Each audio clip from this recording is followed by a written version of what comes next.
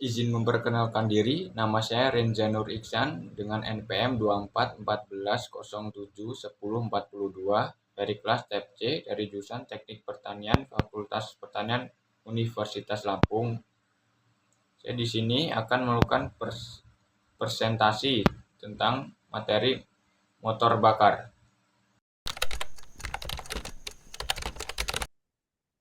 Baik, yang pertama yaitu adalah motor bakar bensin 4 tak. Apa itu motor bakar? Yaitu motor bakar adalah mesin yang mengubah energi kimia dari bahan bakar menjadi energi mekanik melalui proses pembakaran di dalam ruang bakar. Pembakaran ini menghasilkan tekanan tinggi yang mendorong piston sehingga menghasilkan gerakan bolak-balik yang kemudian diubah menjadi gerakan putar untuk menggerakkan kendaraan atau mesin lainnya. Ada dua jenis motor bakar, yaitu pembakaran luar atau external combustion engine dan pembakaran dalam, yaitu internal combustion engine, yang dibedakan berdasarkan tempat terjadinya proses pembakaran bahan bakar. Dan yaitu sekarang adalah motor bakar bensin 4 tak. Mesin 4 tak adalah jenis motor pembakaran dalam, yaitu internal combustion engine yang menyelesaikan satu siklus kerja dalam 4 langkah piston, yaitu langkah hisap, kompresi, usaha, dan buang. Pada langkah hisap, campuran udara dan bahan bakar masuk ke dalam ruang bakar. Langkah kompresi terjadi ketika piston menekan campuran tersebut agar mudah terbakar. Pada langkah usaha, campuran yang telah terbakar menghasilkan tekanan yang mendorong piston ke bawah dan menghasilkan tenaga. Terakhir, pada langkah buang, gas sisa pembakaran dikeluarkan dari ruang bakar menuju katup buang dan kemudian ke knalpot. Oke, selanjutnya yaitu komponen-komponen yang ada pada motor bakar bensin 4 tak. Komponen pertama yaitu busi atau spark plug, berfungsi untuk memercikan api guna membakar campuran udara dan bahan bakar di dalam ruang bakar. Selanjutnya itu cam camshaft atau poros knob, mengatur buka tutupnya katup masuk dan katup buang secara tepat sesuai putaran mesin. Selanjutnya cam atau knob, menekan katup agar terbuka pada saat yang tepat. Selanjutnya valve spring, yaitu pegas katup, mengembalikan posisi katup ke keadaan tertutup setelah ditekan oleh cam. Selanjutnya katup masuk atau intake valve, mengatur masuknya campuran udara dan bahan bakar ke dalam ruang bakar. Selanjutnya kapung katup buang atau exhaust valve, mengeluarkan gas sisa pembakaran dari ruang bakar. Selanjutnya cylinder head atau kepala silinder, menutup bagian atas silinder dan menjadi tempat duduk katup, busi, serta ruang bakar. Selanjutnya ruang bakar atau combustion chamber, tempat terjadinya proses pembakaran campuran udara dan bahan bakar. Selanjutnya campuran udara dan bahan bakar. Itu campuran ini yang dibakar untuk menghasilkan tenaga dorong pada piston. Selanjutnya silinder blok atau blok silinder, tempat bergeraknya piston naik turun menjadi rangka utama mesin. Selanjutnya itu piston atau torak, bergerak naik turun untuk mengubah energi pembakaran menjadi energi mekanik. Selanjutnya yaitu batang torak atau connection rod, menghubungkan piston dengan poros engkol dan meneruskan gaya dorong dari piston ke poros engkol. Selanjutnya poros engkol atau crankshaft, mengubah gerak naik turun piston menjadi gerak putar. Selanjutnya crankcase atau carter, rumah bagi poros engkol dan batang torak serta penampungan oli pelumas.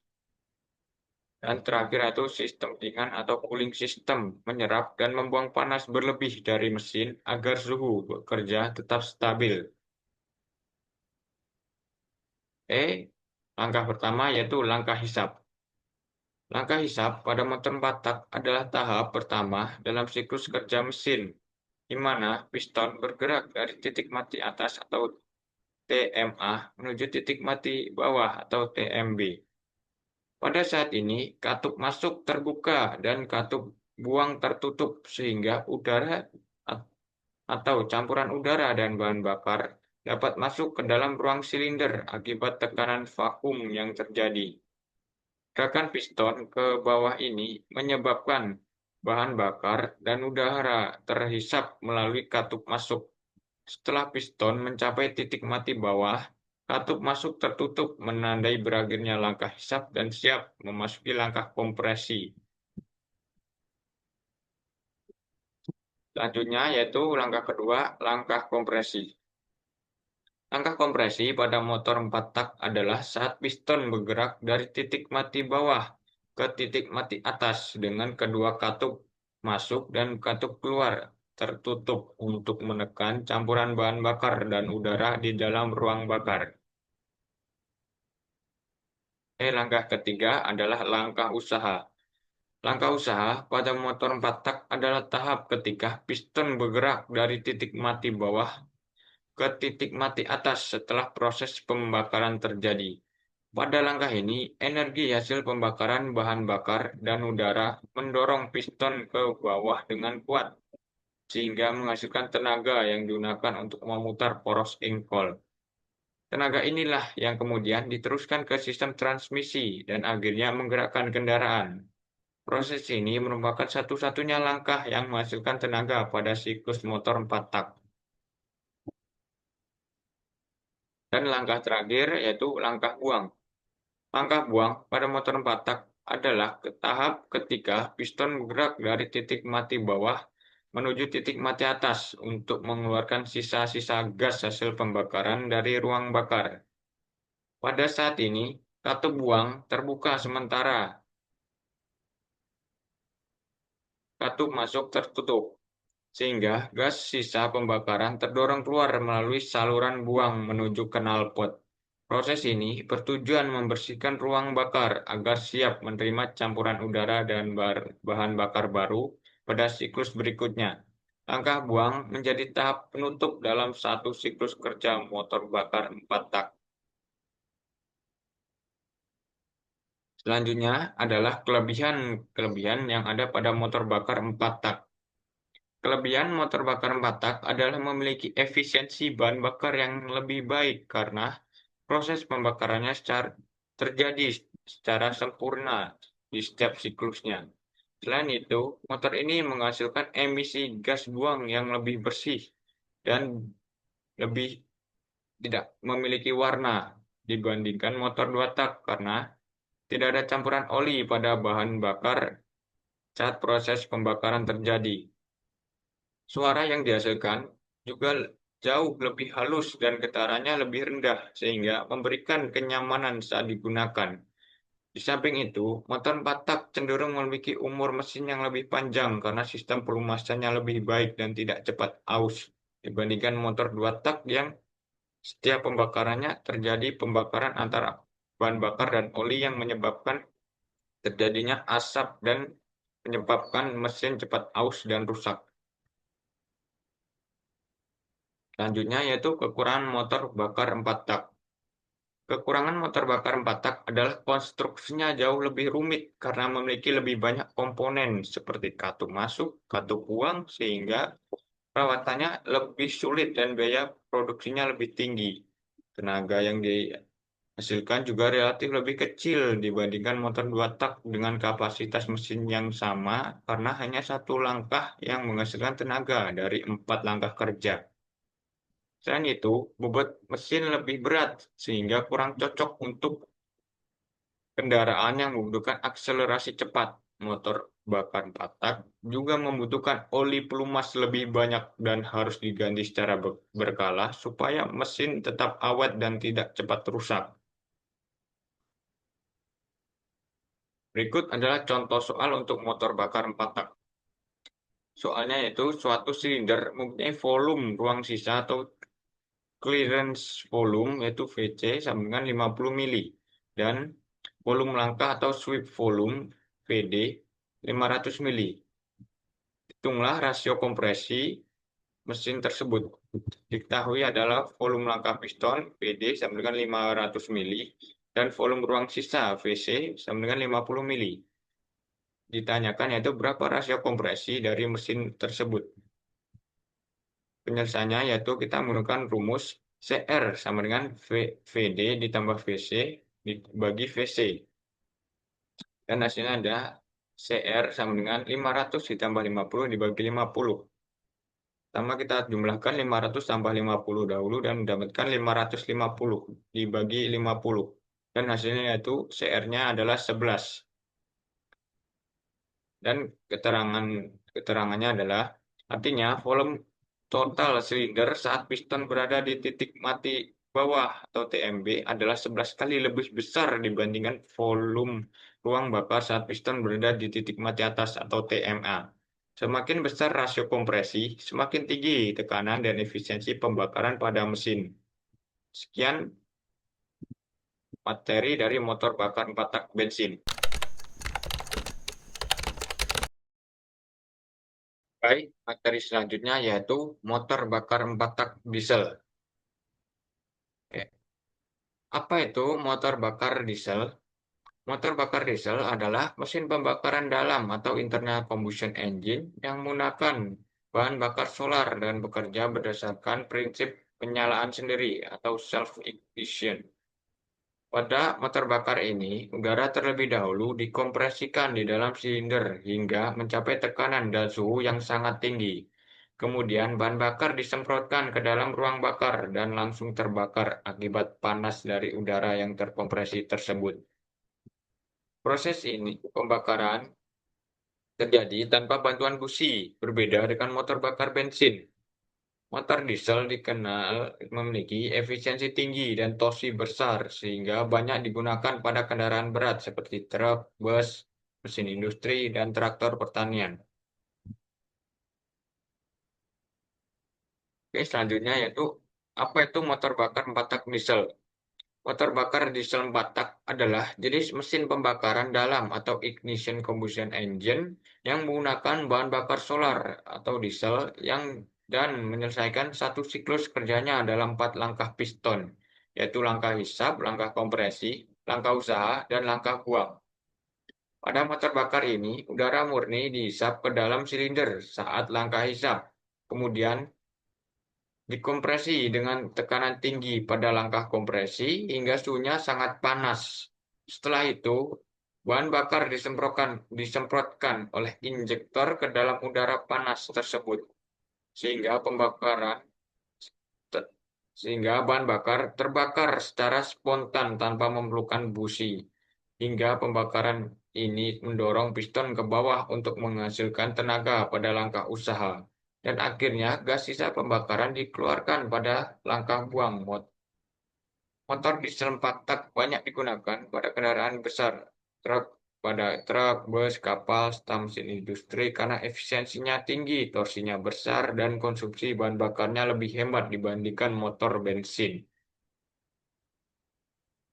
Oke, selanjutnya itu komponen-komponen yang ada pada motor 4 tak diesel. Yang pertama yaitu fuel injector atau injektor bahan bakar. Menyemprotkan bahan bakar ke dalam ruang bakar dengan tekanan tinggi agar tercampur merata dengan udara.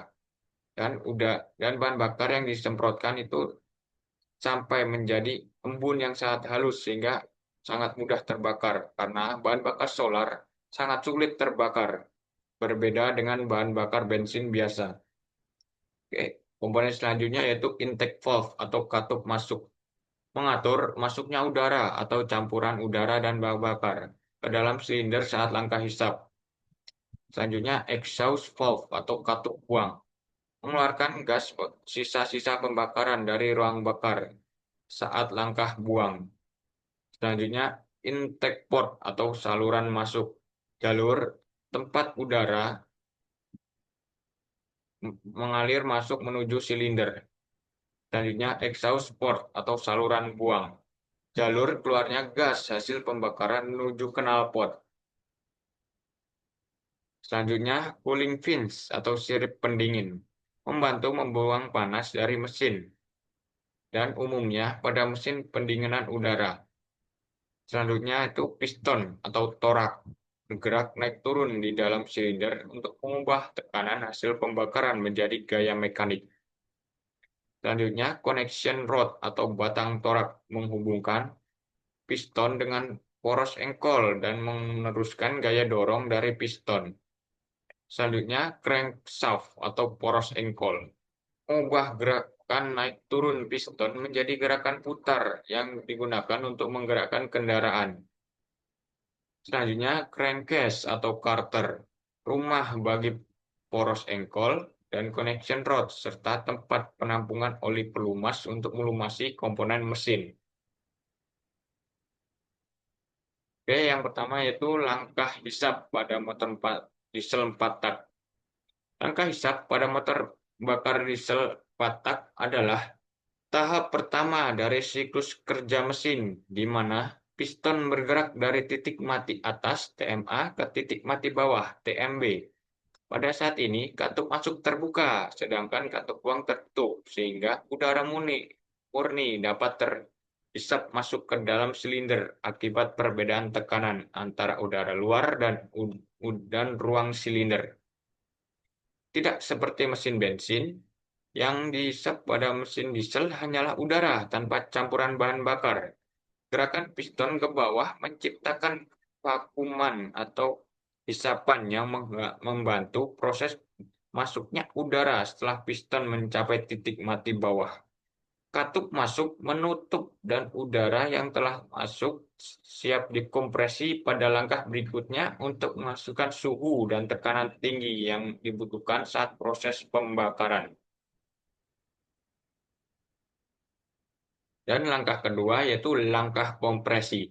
Langkah kompresi pada motor diesel 4 tak adalah tahap kedua dalam siklus kerja mesin, di mana piston bergerak dari titik mati bawah menuju titik mati atas dengan kedua katup, baik katup masuk ataupun katup buang, dalam keadaan tertutup. Pada tahap ini, udara yang sebelumnya dihisap ke dalam silinder ditekan atau dikompresi oleh piston sehingga volumenya mengecil dan tekanannya meningkat tajam. Akibat dari tekanan tinggi ini, suhu udara di dalam silinder juga naik hingga mencapai suhu sekitar 500 hingga 700 derajat Celcius. Udara panas bertekanan tinggi ini akan menjadi media pembakaran ketika bahan bakar disemprotkan oleh injektor pada akhir langkah kompresi. Sehingga bahan bakar langsung terbakar tanpa memerlukan percikan api dari busi yang biasanya ada pada motor bakar bensin. Langkah ketiga itu langkah usaha. Langkah usaha terjadi di akhir langkah kompresi saat piston mencapai titik mati atas.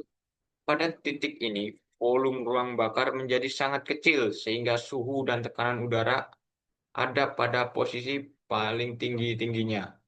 Saat ini pula injektor menyemprotkan jumlah solar dalam ruang bakar yang bersihkan dengan udara bertekanan dan bersuhu tinggi. Hasilnya, solar yang sudah disemprotkan yang berubah menjadi embun halus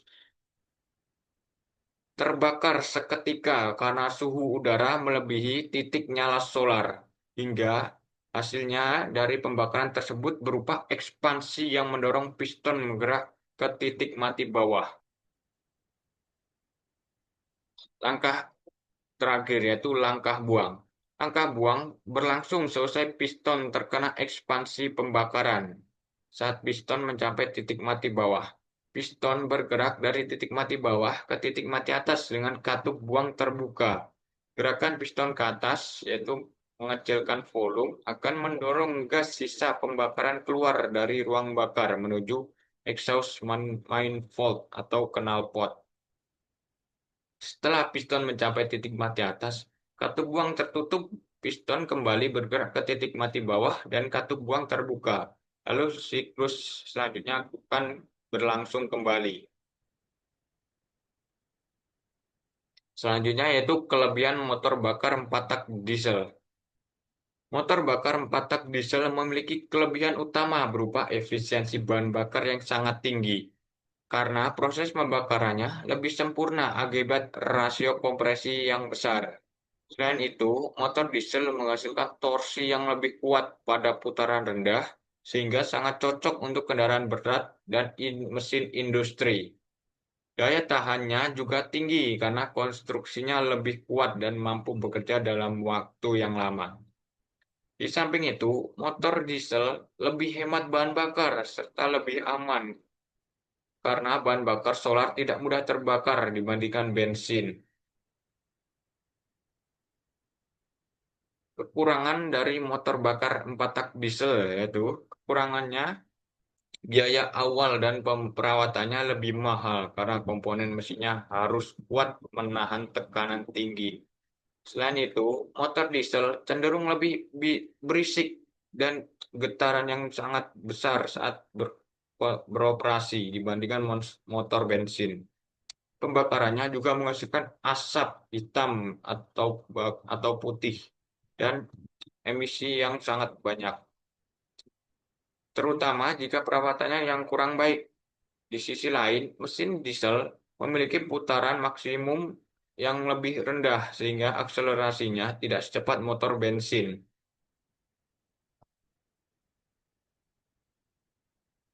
Yaitu selanjutnya adalah bahan bakar apa saja yang cocok untuk mesin diesel, yaitu pertama Pertamina Dex.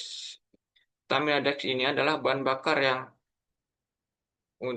digunakan untuk mesin jenis diesel berputaran tinggi, sesuai untuk mesin diesel berteknologi baru dengan CTN number atau CN paling tinggi dibandingkan dengan jenis bahan bakar mesin diesel yang diproduksi oleh PT Pertamina atau Persero lainnya, yaitu CN53, di mana mampu merawat mesin dan meningkatkan tenaga mesin secara maksimal dan ramah lingkungan dengan hasil emisi gas buang yang jauh lebih rendah. Oke, yang kedua adalah Dexlite. Dexlite ini adalah varian bahan bakar untuk mesin diesel yang mempunyai CN setidaknya 51, mempunyai kandungan sulfur maksimal sebesar 1200 ppm, mengandung minyak nabati atau biodiesel sebesar 30%, sesuai dengan regulasi peraturan Menteri ESDM nomor 12 tahun 2016, dan biasanya digunakan untuk mesin diesel berputaran tinggi sehingga mesin pada kendaraan komersial pada sektor pertambangan, sektor perkapalan, dan lain-lain sebagainya. Yang terakhir adalah biosolar.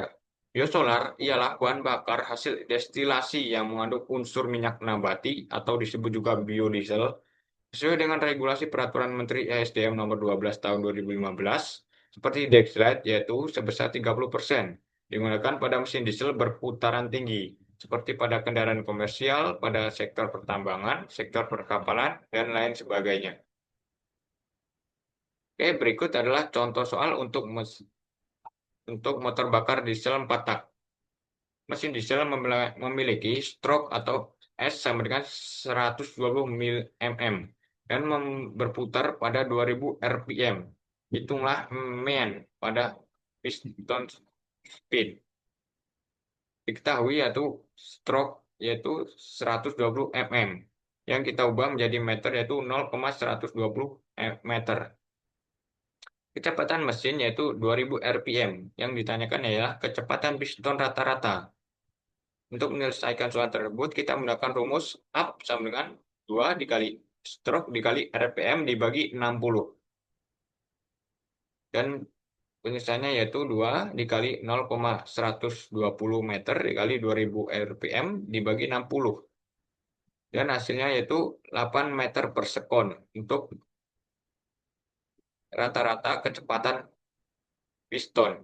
Sekian presentasi dari motor bakar diesel 4 tak dari saya. Baik, saya akan melanjutkan untuk materi kedua yaitu motor bakar bensin 2 tak. Apa itu motor bakar? Motor bakar adalah mesin yang berfungsi untuk mengubah energi kimia dari bahan bakar menjadi energi mekanik. melalui proses pembakaran.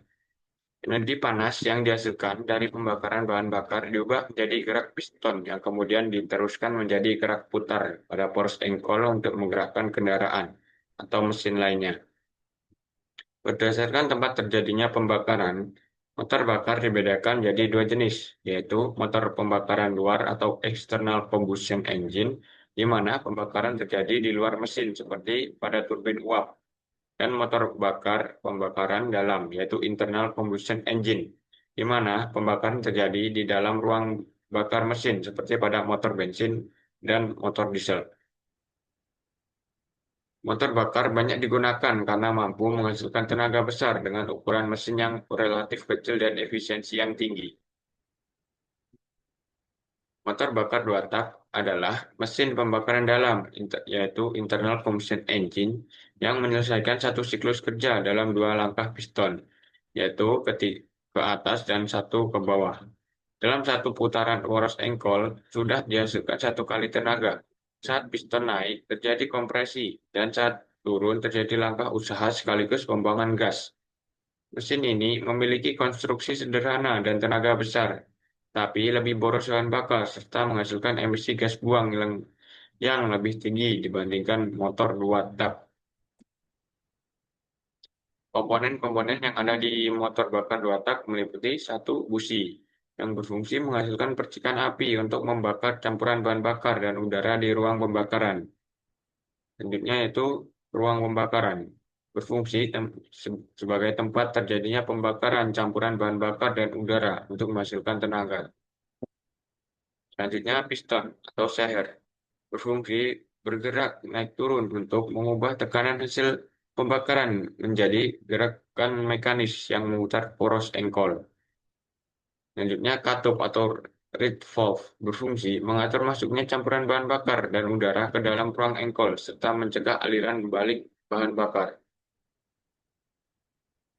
Selanjutnya sumber bensin yaitu menyediakan bahan bakar untuk masuk ke karburator atau langsung ke ruang bakar. Selanjutnya bensin atau bahan bakar. Fungsi campuran bensin dan oli dua tak sebagai sumber energi pembakaran. Selanjutnya bodi mesin berfungsi menjadi rumah bagi komponen-komponen utama mesin dan tempat berlangsungnya proses kerja mesin. Selanjutnya pembuangan atau knalpot berfungsi menyalurkan gas sisa hasil pembakaran keluar dari mesin. Selanjutnya adalah perbedaan motor 4 tak dan 2 tak. Motor 4 tak memerlukan 4 langkah piston, yaitu langkah hisap, langkah kompresi, langkah tenaga, dan langkah buang untuk menghasilkan satu kali tenaga.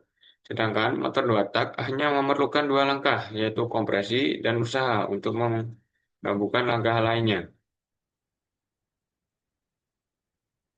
Prinsip kerja motor bakar 2 tak yaitu pada langkah kompresi dan hisap, piston bergerak dari titik mati bawah ke titik mati atas. Proses ini dimulai dengan piston yang bergerak ke atas sementara campuran bahan bakar dan udara masuk ke ruang pembakaran melalui saluran masuk. Pada saat piston mendekati titik mati atas, katup saluran masuk tertutup dan tekanan di dalam ruang bakar meningkat. Pada titik ini, campuran bahan bakar dan udara di dalam ruang pembakaran akan dipadatkan. Setelah kompresi selesai, busi akan memicu percikan api untuk membakar campuran tersebut yang menyebabkan kenaikan suhu dan tekanan yang sangat tinggi di dalam ruang bakar. Langkah selanjutnya yaitu langkah usaha dan langkah buang. Setelah campuran bahan bakar terbakar, terjadi ledakan yang mendorong piston turun dari titik mati atas ke titik mati bawah. Proses ini dikenal sebagai langkah tenaga. Ketika piston bergerak ke bawah, tenaga yang dihasilkan dari pembakaran menghasilkan putaran pada crankshaft. Pada motor 2 tak, selama perjalanan piston turun, bagian bawah piston membuka saluran buang dan saluran masuk, sehingga gas hasil pembakaran dapat keluar dan campuran baru bisa masuk ke dalam ruang bakar untuk memulai siklusnya dari awal.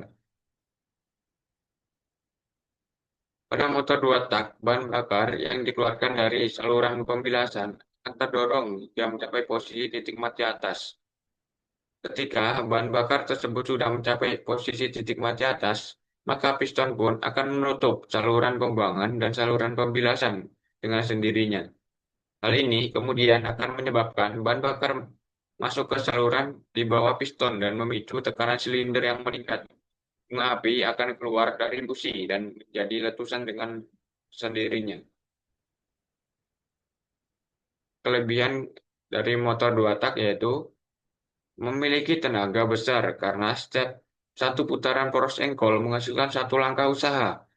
Mesin ini juga berkonstruksi sederhana, ringan, dan mudah perawatannya karena jumlah komponennya lebih sedikit.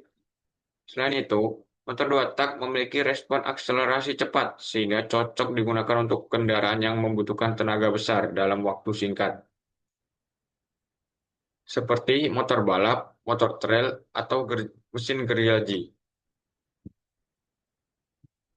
Kekurangan dari motor dua tak yaitu boros bahan bakar karena sebagian sebagian campuran udara dan bahan bakar ikut terbuang saat pembuangan.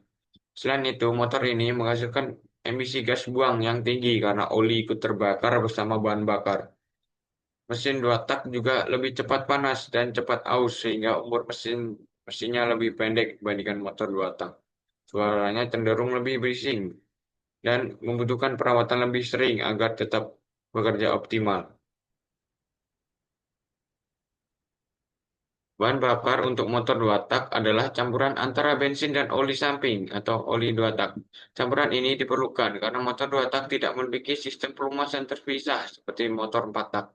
Oli yang dicampur dengan bensin berfungsi untuk melumasi campuran mesin, terutama piston dan silinder, agar tidak cepat aus akibat gesekan. Perbandingan campurannya biasanya sekitar 1:25 hingga 1:50, tergantung jenis mesin dan rekomendasi pabrikan. Berikut adalah contoh soal untuk motor motor bakar dua tak. Suatu motor bakar memiliki kapasitas silinder sebesar 152,68 cc dan memiliki mesin 2 silinder. Maka berapa total kapasitas mesinnya? Diketahui yaitu kapasitas satu silinder atau VS sama dengan 152,68 cc dan jumlah silindernya yaitu N sama dengan 2. Dan ditanyakan yaitu berapa total disipil FT atau kapasitas total mesinnya. Penyelesaiannya yaitu kita menggunakan rumus PT sama dengan PS dikali N. PT sama dengan 152,68 dikali 2 yang menghasilkan yaitu PT atau kapasitas total sebesar 305,3828 cc. Jadi total kapasitas mesin tersebut adalah 305,3628 cc atau dibulatkan menjadi 305,36 cc. Sekian presentasi dari motor bakar dua tak dari saya. Baik, untuk materi yang ketiga yaitu sistem penyaluran bahan bakar. Poin bahasan untuk sistem penyaluran bahan bakar yaitu satu, karburator, kedua, injektor, ketiga, bos pump, dan keempat, common rail.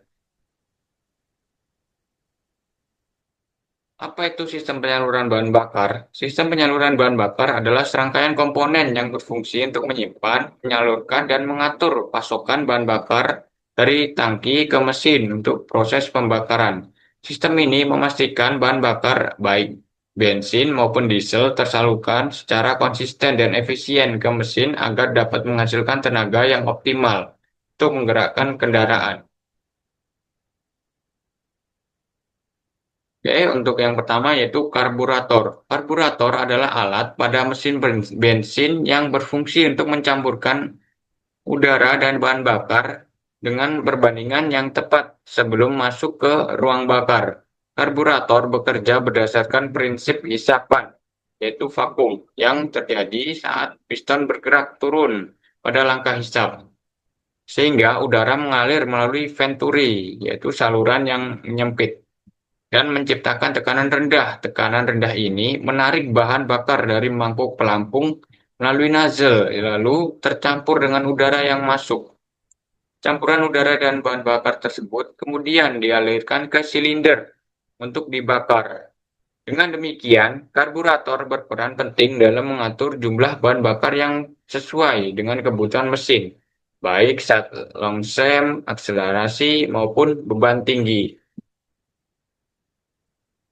Komponen-komponen yang ada di karburator yaitu satu, mangkok pelampung atau float chamber, yaitu berfungsi menyimpan cadangan bahan bakar melalui sebelum dialirkan ke venturi. Yang kedua yaitu pelampung, float, mengatur tinggi permukaan bahan bakar di mangkok agar tetap stabil. Yang ketiga yaitu jarum pelampung atau float needle valve, berfungsi membuka dan menutup aliran bahan bakar dari tangki ke mangkok pelampung. Yang keempat yaitu venturi, berfungsi sebagai saluran yang menyempit tempat udara lewat dan menimbulkan hisapan untuk menarik bahan bakar. Yang kelima, nozzle atau jet utama, berfungsi menyalurkan bahan bakar dari mangkok pelampung ke venturi. Yang keenam yaitu sekrup udara atau air screw, berfungsi mengatur jumlah udara yang bercampur dengan bahan bakar. Yang ketujuh, sekrup stasioner, yaitu idle screw, berfungsi mengatur kecepatan putaran mesin saat long stem. Yang delapan, throttle valve atau katup gas, berfungsi mengatur banyaknya campuran udara dan bahan bakar yang masuk ke mesin sesuai bukaan gas. Selanjutnya yaitu kelebihan karburator dan kekurangan dari karburator. Kelebihannya yaitu konstruksinya sederhana dan mudah dipahami. Yang kedua, perawatannya dan perbaikan mudah karena tidak memerlukan alat khusus. Yang ketiga, biaya produksi dan perawatan lebih murah dibandingkan sistem injeksi. Yang keempat, respon cepat pada putaran mesin rendah hingga menengah. Yang kelima, dapat berfungsi tanpa sistem elektronik kompleks, cocok untuk mesin sederhana. Kekurangannya yaitu satu, konsumsi bahan bakar lebih boros karena campuran udara dan bensin kurang presisi. Yang kedua, emisi gas buang lebih tinggi sehingga kurang ramah lingkungan. Yang ketiga, performa mesin kurang stabil di berbagai kondisi, suhu, dan tekanan udara. Membutuhkan penyetingan manual agar campuran bahan bakar sesuai. Yang terakhir yaitu sulit dihidupkan saat cuaca dingin karena campuran bahan bakar tidak otomatis disesuaikan. Oke, selanjutnya yaitu injektor. Injektor adalah komponen pada sistem bahan bakar injeksi yang berfungsi untuk menyemprotkan bahan bakar ke dalam ruang bakar atau saluran masuk intake manifold dalam bentuk kabut halus agar mudah bercampur dengan udara dan terbakar sempurna. Injektor bekerja secara elektronik, dikendalikan oleh ECU atau Electronic Control Unit, yang menentukan waktu dan jumlah bahan bakar yang disemprotkan berdasarkan data dari sensor-sensor mesin, seperti sensor oksigen, sensor suhu, dan putaran mesin. Dengan sistem ini, pembakaran menjadi lebih efisien, irit bahan bakar, dan ramah lingkungan dibandingkan sistem karburator. Komponen yang ada di injektor meliputi satu, nozzle atau ujung injektor, menyemprotkan bahan bakar ke ruang bakar dalam bentuk kabut halus. Yang kedua, solenoid coil atau berfungsi sebagai kumparan elektromagnet yang membuka dan menutup katup injektor saat mendapatkan sinyal listrik dari ECU. Yang ketiga, needle valve atau jarum katup, berfungsi mengatur aliran bahan bakar, terbuka saat solenoid aktif dan menutup saat solenoid mati. Yang keempat, filter injektor, menyaring kotoran agar bahan bakar yang masuk ke injektor tetap bersih. Yang kelima, body injektor, fungsi sebagai rumah atau wadah tempat semua komponen injektor terpasang.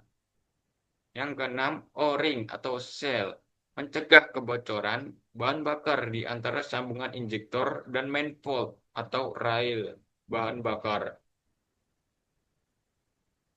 Kelebihan dari kelebihan dari injektor yaitu satu, konsumsi bahan bakar lebih irit karena jumlah bahan bakar diatur secara presisi oleh sistem elektronik atau ECU. Dua, emisi gas buang lebih rendah dan ramah lingkungan. Dan ketiga, performa mesin lebih stabil pada berbagai kondisi suhu dan ketinggian. Keempat, mesin mudah dihidupkan, bahkan saat cuaca dingin. Kelima, perawatan jarang dilakukan karena sistem tertutup dan tidak mudah terkena kotoran.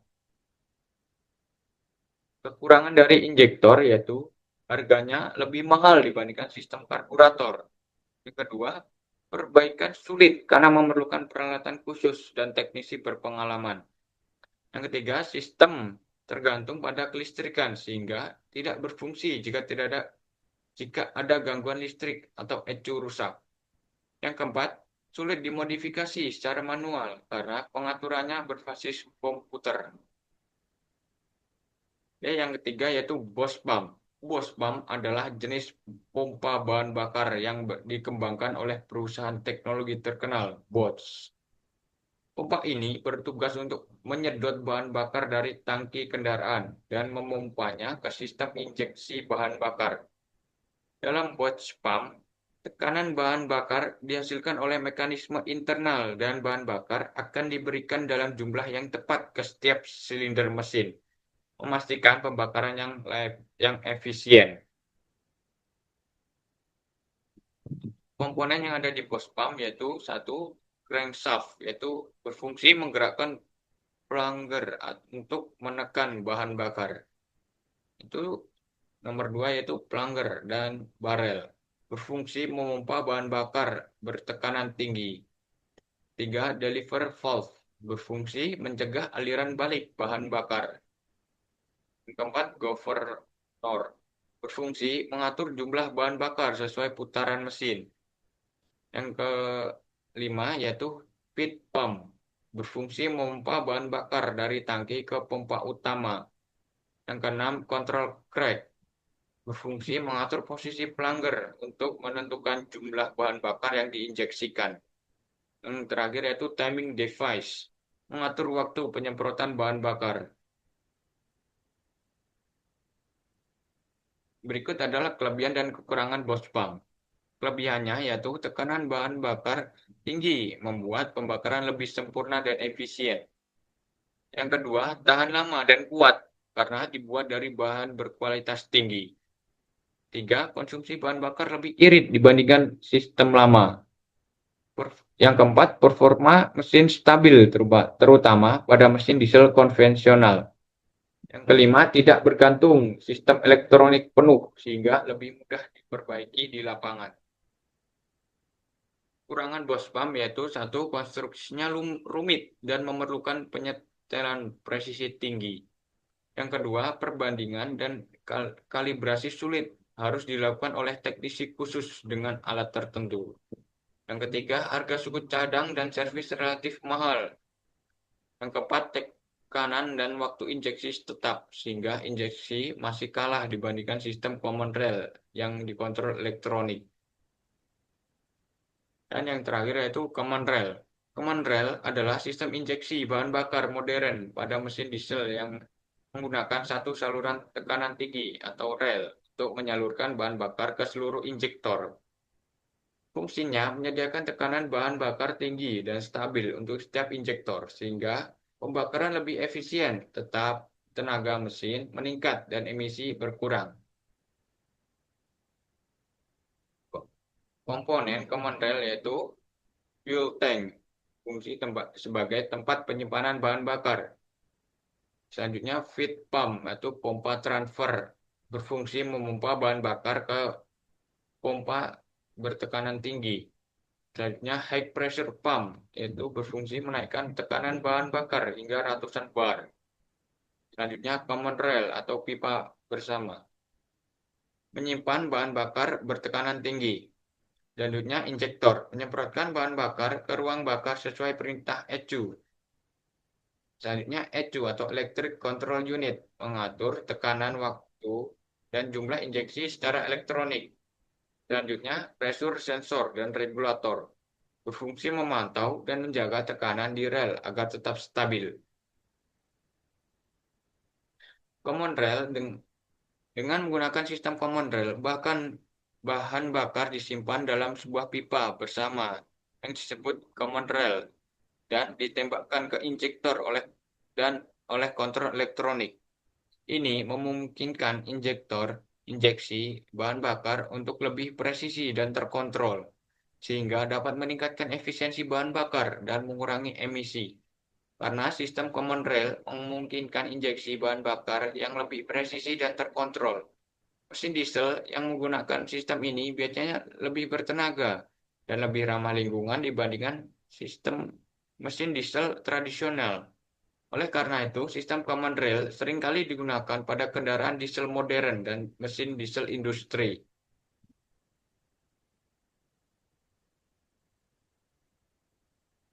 Kelebihan dan kekurangan common rail. Kelebihannya yaitu satu, tekanan injeksi sangat tinggi dan stabil, menghasilkan pembakaran yang lebih sempurna. Yang kedua, konsumsi bahan bakar lebih irit dan efisiensi mesin lebih tinggi. Yang ketiga, emisi gas buang lebih rendah sehingga lebih ramah lingkungan. Yang keempat, performa mesin lebih halus dan bertenaga, terutama pada putaran tinggi. Yang kelima yaitu kontrol elektronik presisi, sehingga penyemprotan bahan bakar bisa diatur waktu dan jumlahnya sesuai kebutuhan mesin. Selanjutnya yaitu kekurangan common rail. Satu, sistem lebih kompleks karena dikendalikan oleh komputer, yaitu ECU. Yang kedua, perbaikan sulit dan mahal, membutuhkan alat khusus dan teknisi terlatih. Yang ketiga, sensitif terhadap kualitas bahan bakar. Solar kotor dapat merusak injektor dan pompa. Yang keempat, yaitu biaya produksi dan suku cadang tinggi dibandingkan sistem injeksi mekanis seperti Bosch pump. Berikut adalah contoh perhitungan untuk sistem injeksi bahan bakar.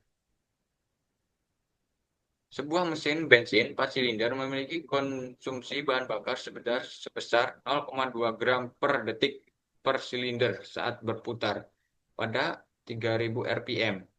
Jika massa jenis bahan bakar bensin adalah 0,74 gram per cm kubik, hitunglah debit aliran bahan bakar atau Q dalam satuan liter per menit yang harus disalurkan oleh sistem bahan bakar. Diketahui yaitu jumlah silinder atau N sama dengan 4. Konsumsi per silinder sama dengan 0,25 gram per detik. Massa jenis bahan bakar yaitu Rho yaitu 0,74 gram per cm kubik.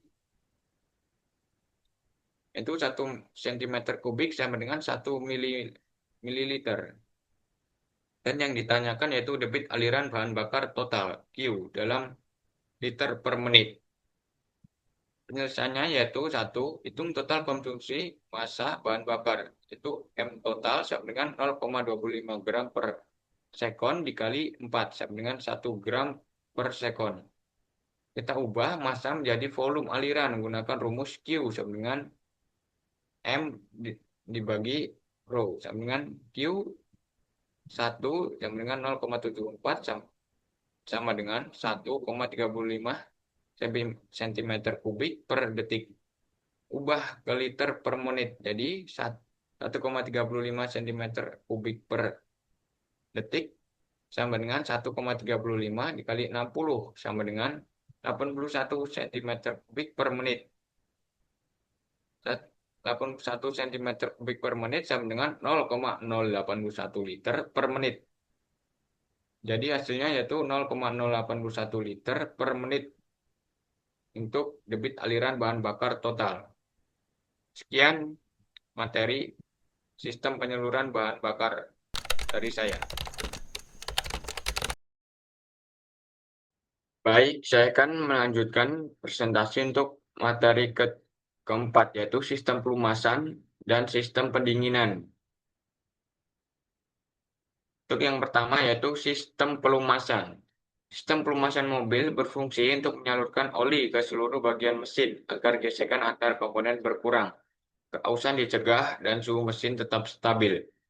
Selain sebagai pelumas, oli juga berperan dalam membersihkan kotoran serta partikel logam hasil gesekan komponen. Komponen utama sistem pelumasan terdiri dari bak oli, pompa oli, saringan oli, batu pengatur tekanan, dan saluran oli. Saat mesin bekerja, pompa oli mengalirkan oli dari bak oli ke seluruh bagian mesin. Kemudian oli kembali ke bak untuk digunakan kembali. Dengan perawatan rutin seperti pemeriksaan dan penggantian oli secara berkala, sistem pelumasan dapat menjaga performa mesin agar tetap optimal dan awet. Selanjutnya yaitu komponen-komponen dalam sistem pelumasan. Satu yaitu bak oli atau oil pan atau karter, tempat penampungan oli pelumas di bagian bawah mesin. Selanjutnya, pompa oli atau oil pump. Pompa oli dari bak oli ke seluruh bagian mesin. Selanjutnya, saringan oli atau oil filter. Berfungsi menyaring kotoran atau serpihan logam dari oli. Selanjutnya, katup tekanan atau relief valve. Mengatur tekanan oli agar tidak terlalu tinggi. Selanjutnya, saluran oli atau oil gallery. Jalur tempat oli mengalir ke setiap bagian mesin. Selanjutnya, pendingin oli atau oil cooler. Menurunkan suhu oli agar tidak terlalu panas. Yang terakhir yaitu penunjuk tekanan oli atau oil pressure gauge. Menunjukkan tekanan oli di sistem. Fungsi oli pelumasan dalam mesin yaitu satu, mengurangi gesekan antar komponen mesin yang bergerak. Yang kedua, mendinginkan mesin dengan membawa panas dari bagian yang bergesekan. Dan selanjutnya, membersihkan kotoran seperti karbon dan serpihan logam. Yang keempat, mencegah karat dan korosi pada bagian logam mesin. Yang kelima, menutup celah atau sealing antar piston dan silinder agar tekanan tidak bocor. Yang keenam, meredam getaran dan suara dari komponen mesin. Fungsi dari sistem pelumasan yaitu satu, mengurangi gesekan antar komponen yang bergerak agar tidak cepat aus. Yang kedua, mendinginkan mesin dengan menyerap dan menyalurkan panas dari komponen yang bergesekan. Yang ketiga, membersihkan kotoran dan partikel logam dari dalam mesin agar tidak menyumbat saluran pelumasan. Yang keempat, mencegah karat dan korosi pada bagian logam mesin akibat udara atau kelembaban. Yang kelima, meredam suara dan getaran dari komponen yang bergerak. Yang keenam, meningkatkan efisiensi kerja mesin karena gesekan berkurang sehingga tenaga yang dihasilkan lebih optimal. Selanjutnya itu apa fungsi kita mengganti oli mesin. Jika kita jarang mengganti oli, bahkan sampai oli habis, maka efeknya pada mesin adalah satu, gesekan antar komponen meningkat karena tidak ada lapisan pelumas sehingga komponen cepat aus dan rusak. Yang kedua, suhu mesin meningkat drastis atau overheating karena oli tidak lagi menyerap dan membuang panas. Yang ketiga, komponen penting seperti piston, poros engkol, dan silinder bisa macet atau terbakar akibat panas dan gesekan berlebih. Yang keempat, asap dari knalpot menjadi berlebihan, terkadang disertai bau terbakar. Yang kelima, lampu indikator oli di dashboard menyala, menandai tekanan oli rendah atau pelumasan gagal. Yang keenam, jika dibiarkan, mesin bisa mengalami kerusakan total atau engine seizure dan tidak bisa dihidupkan lagi. Selanjutnya itu, jika kita teratur mengganti oli mesin, maka satu, mesin bekerja lebih halus karena oli baru memiliki daya pelumasan yang optimal. Yang kedua, mengurangi keausan komponen sebab kotoran dan partikel logam yang menumpuk pada oli lama sudah dibuang. Yang ketiga, menjaga suhu mesin tetap stabil karena oli baru mampu menyerap dan mengalirkan panas dengan baik. Yang keempat, meningkatkan efisiensi bahan bakar karena gesekan berkurang dan kerja mesin menjadi lebih ringan. Yang kelima, mencegah timbulnya kerak dan endapan oli pada bagian dalam mesin.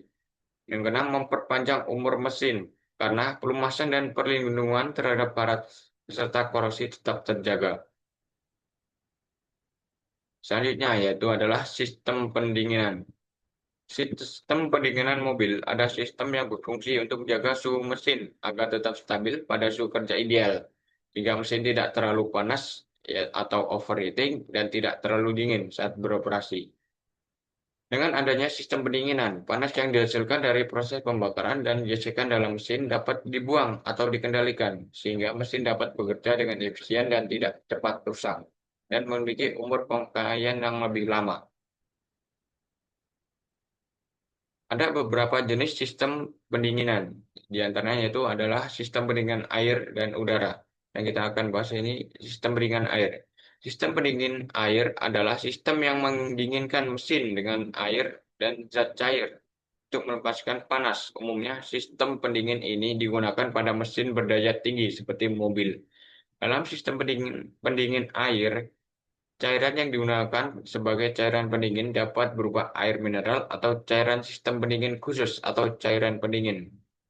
Berbeda dengan pendinginan alami, pendinginan air menggunakan komponen tambahan berupa radiator yang melepaskan panas dari mesin. Komponen sistem pendinginan yaitu satu, radiator berfungsi sebagai tempat membuang panas dari mesin pendingin dengan bantuan udara dan kipas. Yang kedua, pompa air atau water pump, mengalirkan air pendingin ke seluruh bagian mesin agar sirkulasi tetap berjalan. Yang ketiga, termostat, yaitu katup otomatis yang membuka dan menutup aliran air sesuai suhu mesin. Yang keempat, kipas pendingin atau fan, membantu mendinginkan radiator dengan mengalirkan udara melewatinya. Yang kelima, yaitu selang radiator atau radiator hose, saluran yang menghubungkan mesin dengan radiator untuk aliran air masuk dan keluar. Yang keenam, tutup radiator atau radiator cap, menjaga tekanan dalam sistem agar tidak mendidih terlalu cepat dan membantu mengatur aliran ke tangki cadangan. Yang ketujuh, tangki cadangan atau reservoir tank, menampung kelebihan air pendingin untuk saat suhu naik dan mengembalikannya saat suhu turun. Yang kedelapan, coolant atau cairan pendingin, cairan khusus campuran air dan zat anti karat yang menyerap panas dari mesin. Berikut adalah contoh soal untuk sistem pelumasan. Sistem pompa oli memiliki disable 8 cm3 per putaran dan diputar sebanding dengan mesin 1:1. Hitung debit volumetrik pompa dalam liter per menit saat mesin berputar 800 rpm. Diketahui atau disablement sama dengan 8 cm3 per reservoir. Selanjutnya adalah RPM sama dengan 800 reservoir per menit. Dan 1 liter sama dengan 1000 cm3. Untuk penyelesaiannya yaitu volume per menit sama dengan displacement kali RPM sama dengan 8 cm3 per reservoir dikali 800 reservoir per menit. Dan kita hitung sama dengan hasilnya adalah 6.400 cm3 per menit. Dan kita ubah ke dalam liter, yaitu 6.400 cm3 per menit dibagi 1000 sama dengan 6,4 liter per menit adalah debit volumetrik pompa dalam. Berikut adalah contoh soal pendinginan, yaitu dengan beban panas yang sama 25 kW ditentukan luas radiator A bila konsumsi nilai koefisien perbedaan panas rata-rata yaitu U sama dengan 150 W per meter kuadrat kali K dan rata-rata perbedaan temperatur efektif antara fluida dan udara atau LMTD pendekatan sama dengan 40 K. Gunakan rumus Q sama dengan U dikali A dikali delta T. Diketahui adalah Q sama dengan 25 kW sama dengan 25.000 watt. U sama dengan 150 watt dikali meter pangkat 2 dikali K. Delta T delta TLM sama dengan 40 K. Penyelesaiannya yaitu A. Kita menggunakan rumus A sama dengan Q dikali U. Q dibagi U dikali delta T sama dengan 25.000 dibagi 150 dikali 40. Dan hasilnya 4,1667 meter pangkat 2. Sekian presentasi dari sistem perumahan dan sistem pendinginan dari saya. Baik, untuk materi kelima yaitu sistem kelistrikan. Apa itu sistem kelistrikan? Sistem kelistrikan adalah suatu rangkaian yang terdiri dari komponen-komponen yang digunakan untuk menghasilkan, mengalirkan, mendistribusikan, dan mengontrol energi listrik. Sistem ini mencakup sumber energi listrik, seperti pembangkit listrik atau baterai, penghantar listrik, yaitu kabel, peralatan pemakai listrik atau beban, serta perangkat pengaman, seperti sekring dan pemutus arus, yang menjaga kestabilan dan keamanan aliran listrik. Tujuannya adalah untuk menyediakan daya listrik yang dibutuhkan oleh berbagai peralatan atau mesin agar dapat beroperasi. Sistem kelistrikan pada mobil. Kelistrikan mobil adalah rangkaian energi listrik yang disusun untuk menjalankan sebuah fungsi tertentu pada sebuah mobil. Dengan kata lain, semua sistem yang memanfaatkan energi listrik masuk ke dalam sistem elektrikal mobil. Sistem kelistrikan mobil memiliki beberapa fungsi, yaitu memungkinkan busi menyala sehingga mesin bensin bisa bekerja. Sebagai sistem keamanan dan keselamatan mesin, sistem kelistrikan dapat menambah kenyamanan berkendara.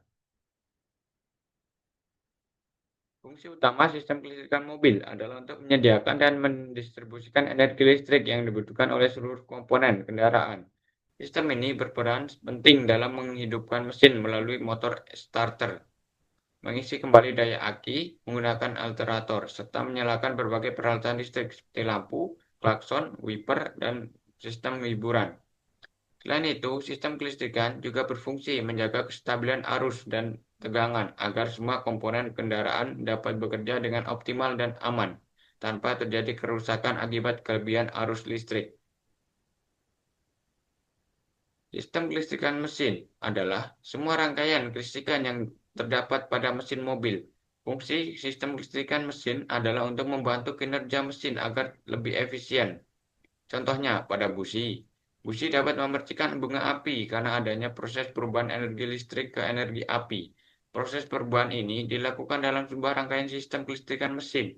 Selain busi, ada beberapa poin kelistrikan pada mesin, yakni 1. Sistem starter. Sistem starter adalah rangkaian kelistrikan yang berfungsi dalam proses cranking mesin. Cranking adalah putaran awal yang membuat poros engkol mesin berputar, sehingga pembakaran pertama mesin bisa terjadi. Sistem pengisian. Sistem pengisian adalah rangkaian kelistrikan yang menyediakan suplai arus listrik untuk sistem kelistrikan mobil. Sistem pengisian mengubah sebagian putaran mesin menjadi energi listrik melalui sebuah dinamo, sehingga kebutuhan energi listrik selalu tersedia. Selanjutnya, sistem pengapian. Sistem pengapian adalah skema kelistrikan untuk membuat busi mengeluarkan percikan api ketika langkah usaha. Untuk melakukan proses ini, sistem pengapian memanfaatkan induksi elektromagnetik untuk menaikkan tegangan baterai 12 volt. 12 volt. Selanjutnya, glow plug system yang ada di diesel. Glow plug atau busi pijar adalah pemanas ruang bakar yang berfungsi menaikkan suhu ruang bakar mesin diesel pada saat suhu mesin masih dingin, sehingga proses starting tidak terganggu. Selanjutnya, sistem EV. Sistem EV atau sistem injeksi adalah rangkaian kelistrikan terpadu atau isi yang berfungsi untuk menyuplai bensin ke mesin dengan volume yang ideal pada segala kondisi. Terus sistem selanjutnya itu sistem command rail yang ada di diesel. Sistem command rail merupakan skema kelistrikan terpadu yang mengatur suplai solar ke dalam ruang bakar dengan volume ideal pada segala kondisi. Command rail hampir sama dengan sistem EV, namun ini digunakan pada mesin diesel. Selanjutnya komponen sistem kelistrikan, yaitu pertama aki atau baterai, menyimpan dan menyuplai arus listrik awal untuk menyalakan mesin. Selanjutnya alternator, menghasilkan listrik saat mesin hidup dan mengisi ulang aki. Selanjutnya starter motor, menggerakkan poros engkol agar mesin dapat hidup. Selanjutnya kunci kontak atau ignition switch, menghubungkan dan memutuskan arus listrik ke berbagai sistem. Selanjutnya sekring atau fuse, melindungi rangkaian listrik dari arus berlebih. Selanjutnya relay, itu pengendali arus listrik besar menggunakan arus kecil. Selanjutnya lampu, sebagai penerang dan penanda kendaraan. Selanjutnya kabel dan konektor, menyalurkan arus listrik antara komponen. Koil pengapian dan busi, menghasilkan percikan api untuk membakar untuk pembakaran pada mesin bensin. Tadinya itu komponen-komponen apa saja yang terhubung dengan sistem kelistrikan mobil, terutama baterai ya, itu aki. Berfungsi menyimpan dan menyuplai arus listrik ke seluruh sistem kelistrikan mobil, termasuk starter, pengapian, dan lampu saat mesin belum hidup. Selanjutnya, alternator atau dinamo ampere berfungsi menghasilkan arus listrik saat mesin hidup dan mengisi ulang aki. Alternator dihubungkan ke mesin melalui sabuk atau belt. Koil pengapian atau ignition coil berfungsi mengubah tegangan rendah dari aki menjadi tegangan tinggi yang diperlukan untuk menyalakan busi. Selanjutnya yaitu distributor pada mesin lama atau ECU, engine control unit pada mobil modern. Fungsinya yaitu distributor mengatur pengiriman arus listrik dari koil ke masing-masing busi sesuai aturan pengapian. Hanya yaitu ECU mengatur secara elektronik waktu pengapian bahan bakar, sensor, dan sistem kelistrikan mesin lainnya. Nanti ada busi atau spark plug berfungsi menerima arus listrik bertegangan tinggi dari koil atau distributor untuk menghasilkan percikan api yang membakar campuran bahan bakar dan udara di ruang bakar. Selanjutnya, starter motor atau dinamo starter berfungsi mengubah energi listrik dari aki menjadi tenaga mekanis untuk memutar poros engkol agar mesin dapat hidup. Selanjutnya, sensor dan aktuator pada mobil injeksi berfungsi yaitu sensor seperti sensor oksigen, suhu, tekanan udara, dan lain. Mengirimkan data ke ECU, lalu aktuator menjalankan perintah dari ECU untuk mengatur pengapian dan bahan bakar. Selanjutnya, saklar dan kabel penghubung berfungsi menyalurkan arus listrik dari satu komponen ke komponen lainnya, serta mengontrol fungsi kelistrikan seperti kunci kontak, lampu, dan sistem elektronik lain. Selanjutnya yaitu cara merawat sistem kelistrikan pada mobil. 1. Periksa kondisi aki secara rutin. Cek tegangan aki menggunakan multimeter. Normalnya 12,4 sampai 12,7 volt saat mesin mati. Pastikan air aki pada aki basah berada di batas normal. Tambahkan air aki murni jika kurang. Pastikan terminal aki dari kerak atau karat menggunakan sikat kawat agar arus listrik tetap lancar. Kencangkan terminal aki, jangan sampai longgar karena bisa menyebabkan arus terputus. Yang kedua yaitu periksa alternator atau dinamo ampere. Pastikan sabuk alternator tidak kendor atau retak. Ukur tegangan pengisian alternator. Itu saat mesin hidup normalnya 13,8 sampai 14,5 volt. Jika lampu indikator aki di dashboard menyala, segera periksa sistem pengisian. Yang ketiga yaitu rawat busi dan koil pengapian. Bersihkan busi dari kerak karbon secara berkala dan ganti setiap kurang lebih 10.000 sampai 20.000 km. Cek jarak elektroda busi atau gap sesuai standar pabrikan. Periksa koil pengapian agar tidak ada retakan atau kabel yang longgar. Yang keempat, periksa kabel dan soket listrik. Pastikan semua sambungan kabel kuat dan tidak longgar. Hindari kabel yang terkelupas atau lecet karena bisa menimbulkan konsleting. Yang selanjutnya, gunakan isolasi khusus otomotif jika memperbaiki kabel. Yang kelima, jaga sekring dan relay. Cek sekring di kotak sekring atau fuse box. Jika putus, ganti dengan ukuran ampere yang sama. Pastikan dudukan sekring dan relay agar tidak berkarat. Yang keenam, pastikan grounding atau arus negatif bagus. Pastikan sambungan kabel ground ke bodi dan mesin. Kencangkan baut pengikat agar arus negatif mengalir dengan lancar. Yang ketujuh, hindari beban listrik berlebih. Jangan menambahkan aksesoris listrik seperti lampu, sound system, kipas tambahan, tanpa memperhatikan kapasitas aki dan alternator. Gunakan fuse tambahan jika memasang perangkat baru agar aman.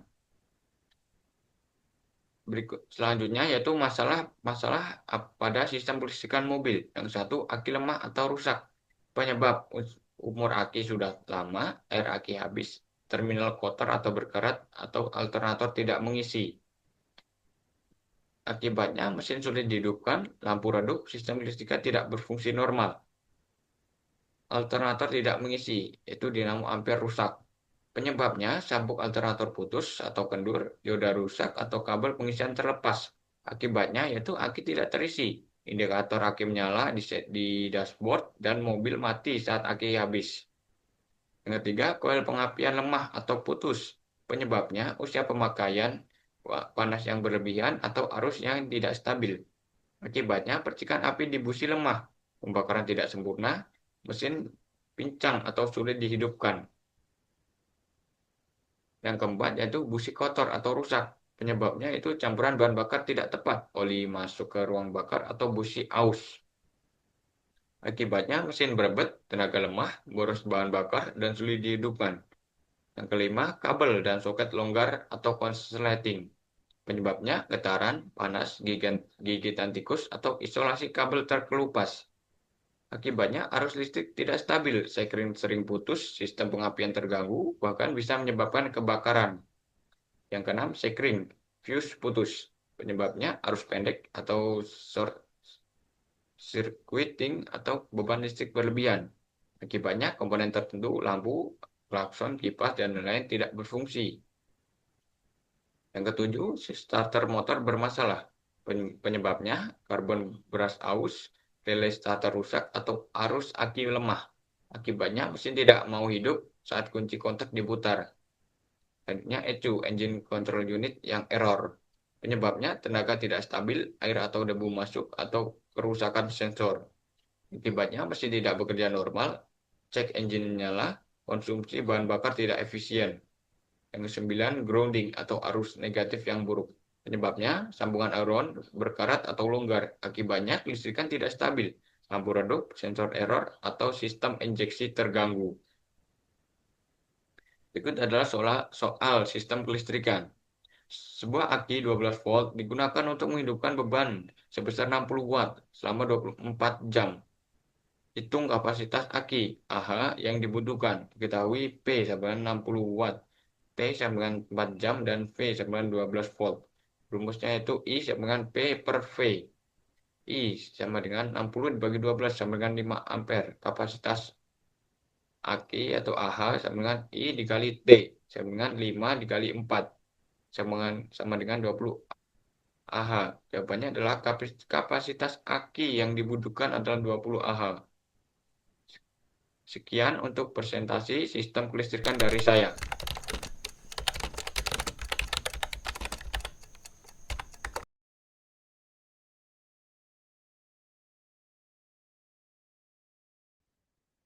Baik, untuk materi keenam atau materi terakhir yaitu adalah sistem transmisi.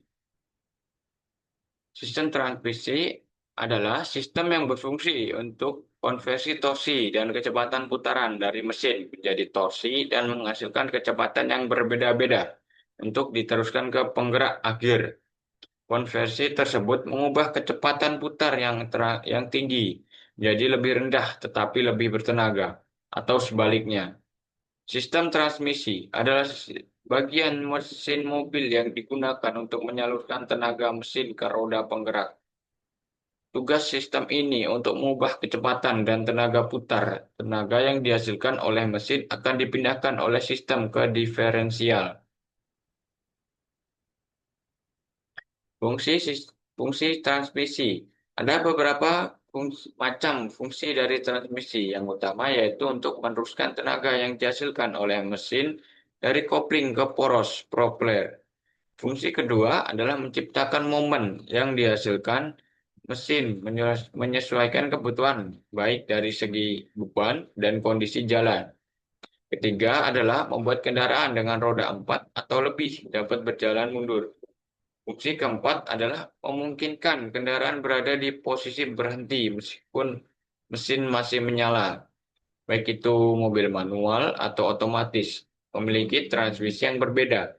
Perbedaannya terletak pada berbagai cara perpindahan gigi atau transmisi dilakukan.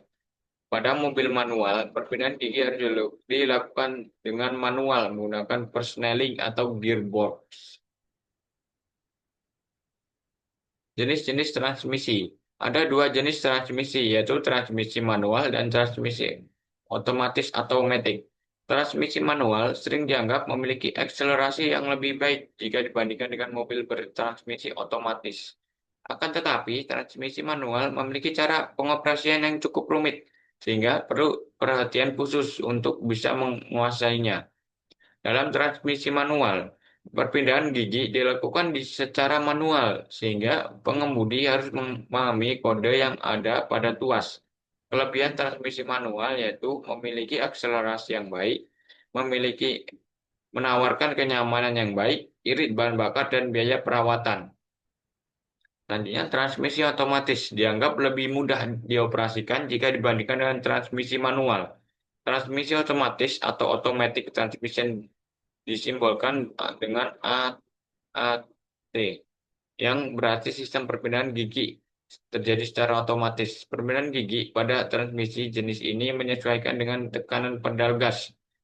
Kode pada tuas transmisi otomatis menggunakan lambang huruf yang meliputi N atau neutral atau P, park, R atau reverse, D atau drive, dan D1 dan L atau L. Transmisi jenis ini juga memiliki berbagai kelebihan dan kekurangan seperti berikut. Kelebihannya memiliki sistem pengoperasian yang mudah sehingga tidak membuat pengemudi mudah lelah. Lebih aman untuk pengemudi pemula. Selanjutnya yaitu komponen transmisi manual. Yang pertama, input shaft, menerima tenaga dari mesin melalui kopling. Yang kedua, front bearing, menopang poros input agar berputar halus. Yang ketiga, counter shaft, meneruskan tenaga dari input ke output shaft melalui gigi transmisi. Keempat, synchronizer, menyamakan putaran gigi agar perpindahan halus. Yang kelima, blocking ring, membantu synchronizer menyesuaikan kecepatan gigi. Yang keenam, gear dog teeth, menghubungkan gear dengan poros saat gigi dipilih.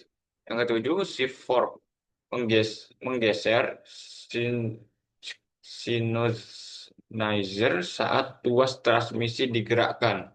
Yang kedelapan, shift rail, jalur gerak bagi shift fork.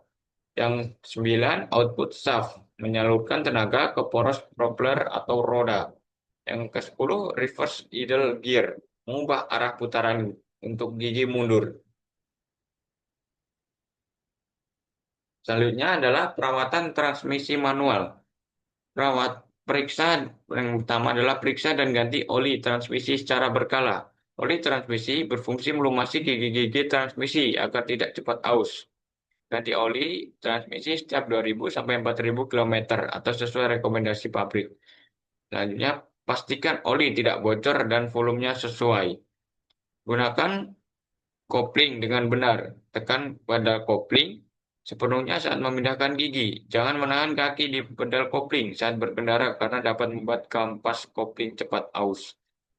Selanjutnya, periksa setelan kopling. Pastikan jarak bebas pedal kopling sesuai standar, tidak terlalu tinggi atau rendah. Jika terasa berat atau slip, segera periksa ke bengkel. Selanjutnya, hindari memindahkan gigi secara kasar. Pindahkan gigi perlahan dan sesuai putaran mesin. Hindari memaksa masuk gigi karena bisa merusak sinkronisasi gigi atau synchronizer.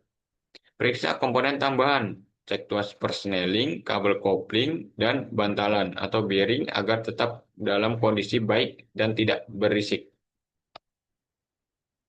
Masalah-masalah yang ada di transmisi manual yaitu satu, kopling slip atau clutch slipping. Penyebabnya yaitu kampas kopling aus, pegas tekanan lepas, atau oli rembes ke permukaan kopling. Akibatnya, putaran mesin tinggi, tetapi mobil tidak melaju sebanding akselerasi rendah. Yang kedua, gigi susah dimasukkan. Penyebabnya setelan kopling tidak tepat, minyak kopling habis pada sistem hidrolik atau synchronizer rusak. Akibatnya, tuas persneling keras dan sulit memindahkan gigi. Yang ketiga, transmisi berbunyi.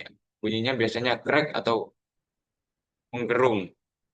Penyebabnya, oli transmisi kurang atau kotor, bantalan bearing aus, atau gigi transmisi aus. Akibatnya suara kasar saat perpindahan gigi dan komponen cepat rusak. Yang keempat, gigi loncat atau gigi kembali ke netral dengan sendirinya. Penyebabnya, pegas pengunci aus, tuas persneling longgar, atau gigi tidak sejajar.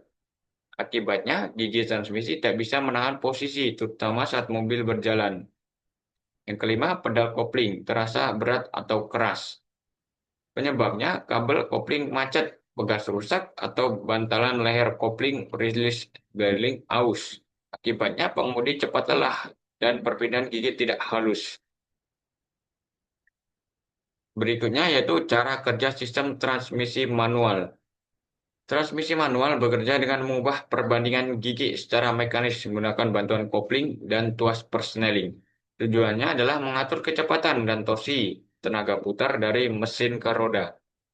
Urutan cara kerjanya yaitu satu, tenaga dari mesin diteruskan ke poros input transmisi melalui kopling.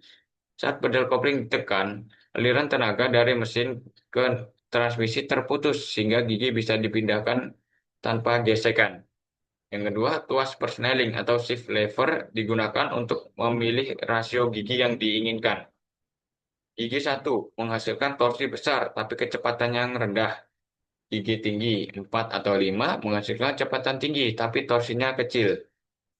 Gigi transmisi berputar dan saling mengunci sesuai posisi tuas. Komponen yang bekerja di dalamnya meliputi input shaft, counter shaft, dan output shaft. Yang keempat, tenaga diteruskan ke poros penggerak atau drive shaft lalu ke roda. 5. Saat mobil berhenti, pengemudi menekan kopling dan memindahkan ke netral agar mesin tetap hidup tanpa memutar roda. Selanjutnya yaitu komponen transmisi otomatis atau matic. Yang pertama, torque converter menghubungkan mesin dengan transmisi dan menggantikan fungsi kopling pada mesin mobil manual, sekaligus memperbanyak torsi. Yang kedua yaitu oil pump, mengalirkan oli transmisi untuk pelumas dan tekanan hidrolik. Selanjutnya, planetary gear set, mengatur perbandingan gigi secara otomatis sesuai kecepatan dan beban. Clutch pegs, menghubungkan dan memutuskan putaran pada gear set menggunakan tekanan oli. Selanjutnya, brand brake, menahan bagian tertentu dari gear set agar rasio gigi berubah. Selanjutnya, valve body, mengatur aliran oli bertekanan untuk mengontrol kerja kopling dan band brake. Selanjutnya, oil pan, wadah oli transmisi otomatis. Yang terakhir, output shaft, menyalurkan tenaga dari transmisi ke poros penggerak atau roda. Selanjutnya, perawatan transmisi otomatis, yaitu automatic. Ganti oli transmisi otomatis atau ATF tepat waktu. Oli ATF berfungsi sebagai pelumas dan media tekanan hidrolik. Ganti setiap 4.000 sampai 60.000 km atau sesuai anjuran pabrik. Gunakan oli khusus transmisi otomatis yang direkomendasikan. Periksa level oli transmisi, cek dengan dipstick saat mesin hidup dan posisi tuas di P atau N. Oli harus jernih dan tidak berbau gosong. Jangan langsung gas setelah menyalakan mesin. Diamkan mesin beberapa menit agar oli transmisi bersirkulasi dan mencapai tekanan kerja normal. Gunakan posisi tuas transmisi dengan tepat. Gunakan posisi P saat parkir, N saat berhenti lama, dan D untuk berjalan normal. Jangan pindahkan tuas dari D ke R saat mobil masih bergerak karena bisa merusak sistem gigi planet. Hindari menarik beban terlalu berat. Beban berlebih dapat menyebabkan panas berlebih atau overheat pada transmisi otomatis. Lakukan servis berkala di bengkel. Bengkel akan memeriksa valve body, sensor, dan sistem hidrolik agar tekanan oli dan perpindahan gigi tetap halus. Masalah-masalah yang ada pada transmisi otomatis. Yang pertama, perpindahan gigi kasar atau tersentak. Penyebabnya oli transmisi atau ATF kotor atau volumenya kurang atau solenoid valve rusak. Akibatnya perpindahan gigi tidak halus, mobil terasa nyentak saat perpindahan gigi. Yang kedua, mobil tidak mau jalan saat tuas di D. Penyebabnya oli transmisi kurang, pompa oli rusak, atau kampas kopling hidrolik aus. Akibatnya mobil tidak bergerak meskipun mesin hidup. Yang ketiga, terlambat atau tidak mau pindah gigi.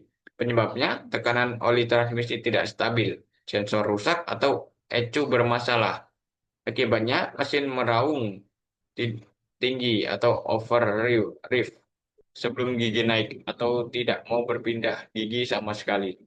Yang keempat, kebocoran oli transmisi. Penyebabnya sel poros input atau output bocor, gasket aus, atau baut dudukan kendor. Akibatnya oli cepat habis, pelumasan terganggu, transmisi cepat panas atau aus. Yang kelima, transmisi overheat atau panas yang berlebih. Penyebabnya, oli transmisi tidak cukup, sistem pendingin oli tersumbat, atau beban kendaraan terlalu berat. Akibatnya, kerusakan pada kampas kopling hidrolik dan komponen dalam transmisi. Yang keenam, indikator cek transmission atau cek engine menyala. Penyebabnya, sensor kecepatan, tekanan oli, atau suhu intertransmisi error. Akibatnya, sistem otomatis masuk dalam mode darurat atau limp mode dan performa mobil menurun. Berikutnya yaitu cara kerja sistem transmisi otomatis. Transmisi otomatis bekerja tanpa pedal kopling. Proses perpindahan gigi dilakukan secara otomatis oleh sistem hidrolik dan elektronik berdasarkan kecepatan dan beban mesin. Urutan cara kerjanya yaitu satu, tenaga dari mesin disalurkan ke torque converter atau pengganti kopling manual. Torque converter menggunakan cairan oli transmisi atau ATF untuk meneruskan dan memperbanyak torsi ke transmisi. Yang kedua, pompa oli dalam transmisi menghasilkan tekanan hidrolik untuk mengatur kerja kopling hidrolik dan sabuk baja di dalam sistem gigi planet. Yang ketiga, planetary gear atau gigi planet menentukan rasio gigi 1, 2, 3, D, F. Sistem ini terdiri dari sun gear atau gigi matahari, planetary gear atau gear planet, dan ring gear yang bekerja otomatis sesuai tekanan oli. Yang keempat, katup kontrol atau valve body yang dan sensor kecepatan mengatur kecepatan gigi harus naik atau turun. Pada mobil modern, proses ini dikendalikan oleh ECU atau Electronic Control Unit. 5. Tenaga diteruskan ke poros penggerak dan roda sesuai kebutuhan kecepatan. Berikut adalah soal sistem transmisi. Pada transmisi manual, sinkronasi menselaraskan kecepatan poros agar slip 0. Misalnya, poros input harus diturunkan dari 3.200 rpm menjadi 2.800 rpm agar synchronizer bisa mengunci. Laju penurunan putaran yang dihasilkan engine braking atau transfer torsi adalah 200 rpm per second. Berapa waktu yang diperlukan untuk menyamakan dari 3.200 sampai 2.800 rpm? Diketahui, yaitu N awal sama dengan 3.200 rpm dan N akhir sama dengan 2.800 rpm. Laju penurunannya yaitu 200 rpm per second. Penyelesaiannya yaitu selisih sama dengan 3.200 rpm dikurang 2.800 rpm sama dengan 400 rpm. Selanjutnya waktu atau T sama dengan delta N dibagi laju sama dengan 400 rpm dibagi 200 rpm per second sama dengan 2 second. Jawabannya adalah 2 detik atau 2 second. Jadi waktu yang diperlukan untuk menyamakannya adalah 2 detik. Sekian presentasi dari sistem transmisi manual dan matic dari saya. Jadi itu tadi adalah materi-materi motor bakar dan traktor pertanian dari saya. Jika ada salah-salah kata, saya mohon maaf. Sekian dari saya. Wassalamualaikum warahmatullahi wabarakatuh.